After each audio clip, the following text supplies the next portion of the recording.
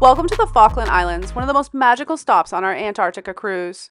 Today we're taking you with us on a rugged 4x4 adventure to Volunteer Point, home to thousands of Magellanic, Gentoo, and king penguins. This was a once-in-a-lifetime experience, and we want you to feel like you're right there beside us. If you're new here, we're two traveling after one, a couple of empty nesters on a mission to explore the world and share all the tips we pick up along the way. Like and subscribe to our channel for everything slow and nomadic travel, practical tips, destination guides, and in-depth information to help you plan your next adventure. We lined up early in the Rolling Stone Lounge for tender tickets, hoping to be on the first boat to shore. But there's good news. It doesn't really matter. As long as you're on one of the early boats, the tours are carefully coordinated, and whether you're first or last, you'll all head out and return together. By 8 a.m., we were stepping onto the dock in Stanley, and right away we spotted seals lounging next to the pier, a perfect welcome to this wild place. Once you step off the tender, you'll find rows of tour booths lined up along the dock. That's where we met our driver, Sean, part of Jimmy Curtis Touring. He shared stories about the daily life in the Falklands, and it quickly became clear how close-knit this island community really is. With so few people here, everyone knows each other, and that really creates a sense of safety and trust. The drivers here must be licensed by the Falkland Islands Tourist Board and also have permission from the private landowner whose farm provides access to Volunteer Point. It's tightly regulated, which is exactly why this experience feels so untouched. We booked this excursion privately, well in advance, for $392 per person. That was a better deal than the one offered through the cruise line, and it's reassuring to know that you'll still be alongside cruise passengers at Volunteer Point. These operators work directly with cruise schedules so that everyone gets back on time. You'll ride out in small groups, just 4 or 5 people per Land Rover. The first stretch follows paved roads through Stanley, then heads onto the highway. But soon the real adventure begins. The road disappears, and suddenly you're bouncing across peat bogs, rolling hills, and rugged open terrain.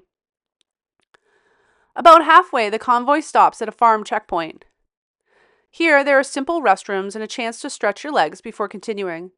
We were impressed by how coordinated the drivers were. They all stayed in radio contact, made sure no vehicles were left behind. Out here, where there are only a few weekly flights off the island, that kind of planning really matters. When we finally reached Volunteer Point, the excitement was running high.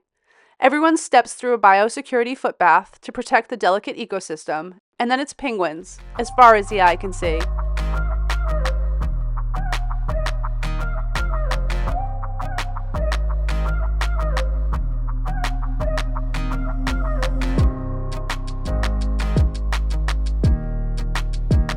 This is the largest king penguin colony in the Falklands, and seeing them in person took our breath away. Their bright orange markings glowed in the sunlight, and they stood tall and regal, almost as if they were posing for us. Gentoo penguins waddled playfully across the dunes and dove into the surf with their surprising speed and grace.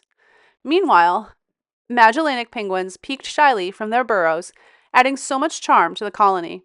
We explored the beach with its unique red-streaked sand, and saw penguin parents tending to fluffy gray chicks, others sitting over their freshly hatched eggs, and even a few skeletal remains, a reminder of the natural cycle of life here. What we didn't expect was the noise. Penguins are loud. Their constant calls created a soundtrack that's still ringing in our ears. And here's the amazing part. You don't need a zoom lens. The penguins wander so close to you that the challenge is actually keeping out of their way. But be respectful, stay outside of their direct paths, and give them the space to move freely.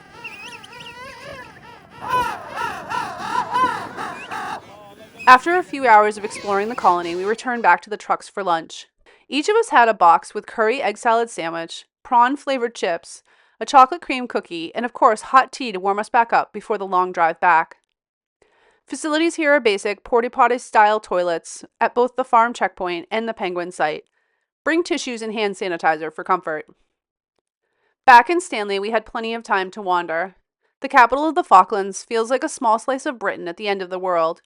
Union Jacks flying, colorful homes along the water, and friendly locals.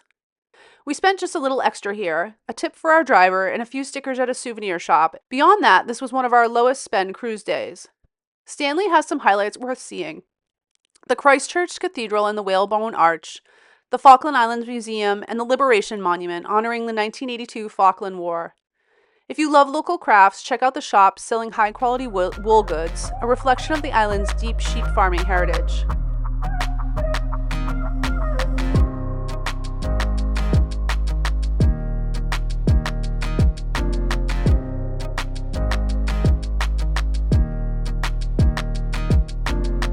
Now here are some things you need to know.